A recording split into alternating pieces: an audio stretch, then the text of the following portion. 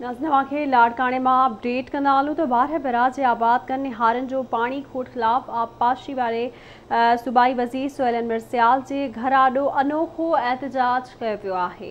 बिल्कुल नाज़रीन, आबादगारन ऐं हारिन ने दुहल ऐं शरनायूं वॼाए एहतजाज किया है, पानी ॾियो जा नारा हया आहिनि। आबादगारन जो चवणु आहे त असांखे ख़ातिरी कराई वई हुई त 3 ॾींहंनि अंदरि पानी फराहम कयो वेंदो, पर हफ़्तो गुज़री वञण बावजूदि पानी नाहे मिलियो।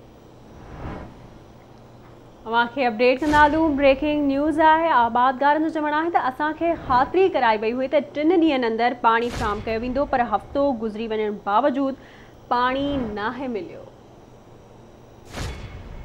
आबादगारन हारिन दुहल ऐं शरनायूं वॼाए एहतजाज कयो आहे, पानी ॾियो जा नारा हया आहिनि।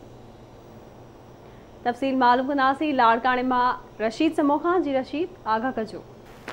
जी बिल्कुल, लाड़काणे में वाराए बिराज जे आबादगारन ऐं हारिन पारां पाणीअ जी खोट खिलाफ़ लाड़काणे पहुची आबपाशी खाते जे सूबाई वज़ीर आहे सोहेल अनवर सियाल उन जी रिहाइशगाह आॾो दूल ऐं शरनायूं वॼाए अनोखो एहतजाजी मुज़ाहिरो कयो आहे ऐं सख़्तु नारेबाज़ी कई आहे। इन ई हवाले सां जेके ॻोठाण आहिनि उहे मुख़्तलिफ़ ॻोठनि जा रहिवासी आहिनि। ॻोठ बर्मीअ जा ऐं ॻोठ हुसैन अली खान जा, ख्वावड़ जा ऐं उन समेत मुख़्तलिफ़ ॻोठाणनि उन एहतजाज में वॾे तादाद में लाड़काणे ज़िले जे मुख़्तलिफ़ ॻोठाणनि ऐं आबादगारनि ऐं हारिन वॾे तादाद में उन एहतजाज में शिरकत कई आहे ऐं सोहेल अनवर सियाल जे रिहाइशगाह आॾो दूल शरनायूं वॼाए एहतजाजी मुज़ाहिरो कयो आहे ऐं ॻोठाणनि जो वधीक चवणु आहे त हींअर ताईं हफ़्तो गुज़री वियो आहे, पर असांखे पाणी नाहे मिलियो, जंहिंसां असांजी जेके ज़मीनूं आहिनि उहे बंजर बणिजी वियूं आहिनि ऐं असांजा घर पाती बुकूं काटण ते मजबूर थी विया आहिनि। हिननि जो वधीक मुतालबो आहे त जल्द खां जल्द पाणी जेको आहे